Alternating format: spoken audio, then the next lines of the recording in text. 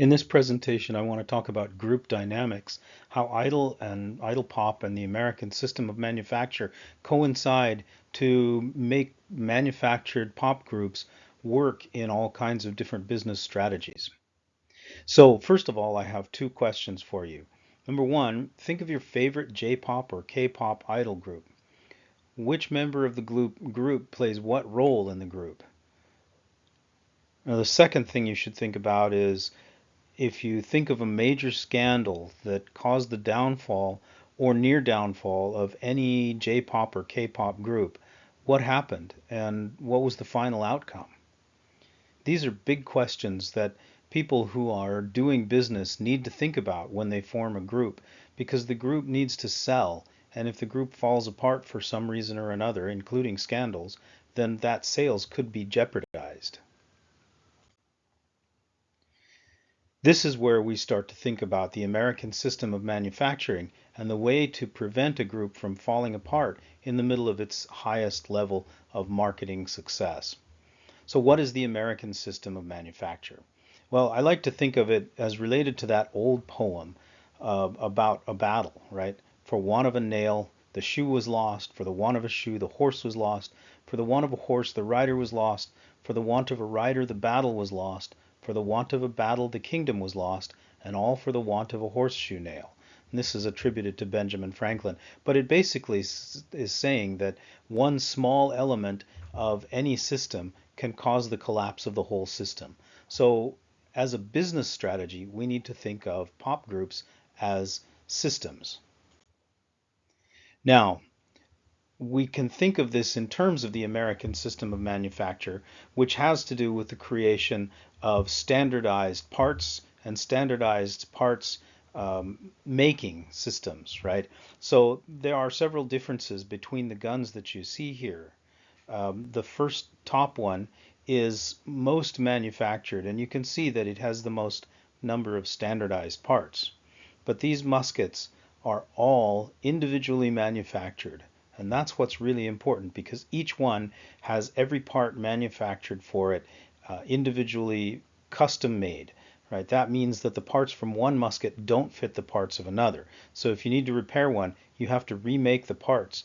And what's worse, since the mold is usually reused for other guns, broken down and then remelted or whatever, there is no mold for those custom parts. So you have to remake the mold in order to fit the gun. This means a slow process of repair, and it means that guns cannot share parts. That's a problem for manufacturing. So at the Harper's Ferry Armory in Virginia in the United States began to carry out a kind of experiment in standardization. By the beginning of the Civil War, most American weapons were still individually unique. But by 1865, there were more than 100,000 guns that needed repair. Now, that's a lot.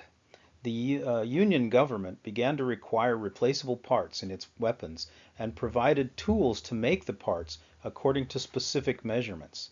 This standardized all the parts and all the weapons, and so it increased the production of new weapons, made it faster and more efficient, and it also made it easy to repair older weapons that were made to the same standards. This principle became the central feature of what's known as the American production line manufacturing system. As long as we have standardized parts, we can manufacture efficiently and repair efficiently. So here's a weapon with replaceable parts. If you look, you can see stamped on the mechanism Harper's Ferry 1865. And this shows us that all of these parts were made using the standardized tools and standardized sizes so that they can fit any other gun made at Harper's Ferry in 1865. Again, that makes things efficient and easy to repair. Now, if you look at other things that we use in everyday life today, whether they're weapons or sink faucets or motorcycles or automobiles or even house parts, you find that almost everything today is built using standardized parts. And that's really the business strategy behind Home Depot and City Mill and Lowe's is that they can sell these standardized parts because they fit in your house wherever you need them to fit. and they're all roughly the same set of sizes. So there are a few variations in size. Sometimes we have metric and sometimes we have English sizes, but those sizes are standardized and you can find parts to fit. That's what's most important here. I want to suggest that K-pop groups, like BTS, are made up of common parts. Each member has a specific role, but every group has those roles. Therefore, if one member fails, he or she can be replaced. So, if a member leaves the group or gets fired for some reason, the group can go on rather easily. Members can often even take on several roles, making the group a kind of self-repairing mechanism. Everyone has a leader, an oldest member, a maknae, a main singer, a lead singer, a main rapper, and a lead rapper.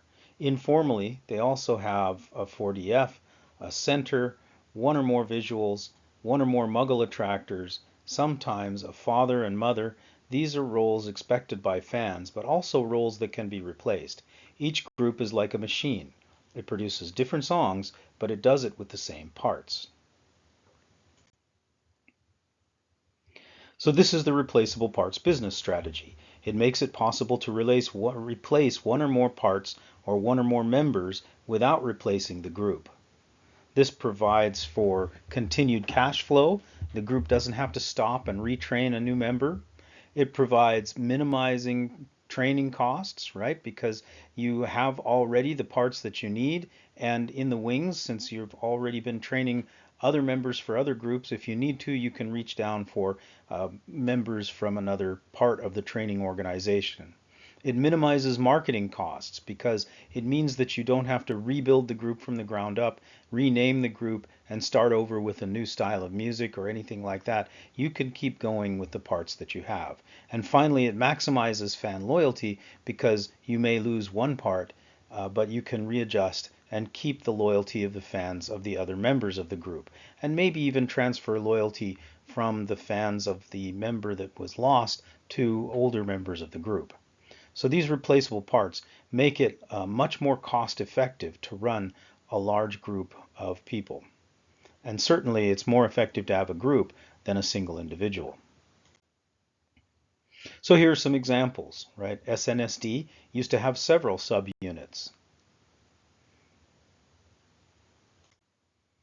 The Hello Project, which some of you know as Morning Musume, also has subgroups, multiple subgroups. These subgroups allow different parts of the organization to show itself, or they allow the group to make forays into other styles or other ideas or other types of music that allow for an increase in fans without changing the members of the group or having to retrain them. So essentially, with every group, you have a kind of you have the ability to take off different parts of them and increase your fan base and increase your marketing and even increase the number of concerts that a group can do at a single time. And that way you can make more money with the same level of cost. 17 is actually called 17 because it has subgroups. 17 is made up of 13 members, 3 subunits, and 1 group. And that's why they're called 17, right? And their 3 main subunits have to do, in this case, they're broken out in terms of performance. The group you see on the left here is the performance group. Then there's the leaders group. There's also a hip hop group. And they can be broken out and create separate albums, perform separate concerts, and operate independently, and then come together and operate as a main group. And they gain the benefit of the fans of the main group being their fans almost automatically, as well as being able to create fans for each subunit, which increases income and increases exposure. So the subunit business strategy broadens market appeal. It allows the same group to enter multiple markets with minimal investment, and it provides novelty for fans, which increases sales without drastically increasing training or marketing costs. But what about other strategies?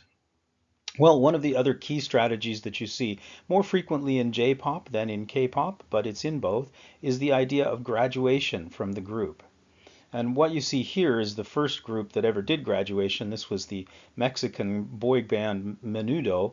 which was made up of young men who had to leave the group at age 18, right? And Ricky Martin, for example, was a member of Menudo at one point in his life.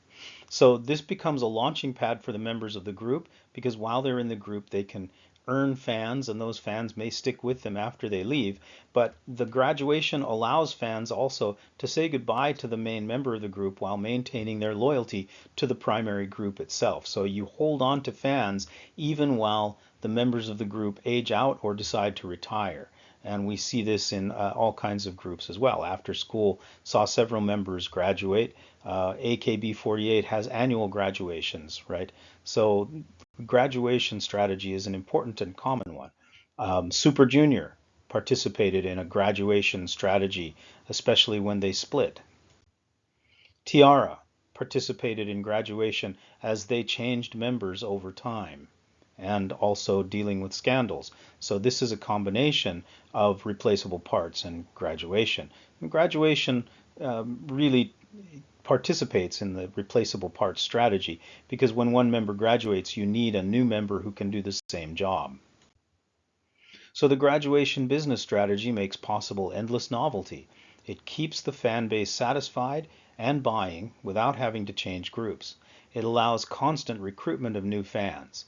It provides for replacement of talent that disappears through attrition, an effective way to deal with turnover.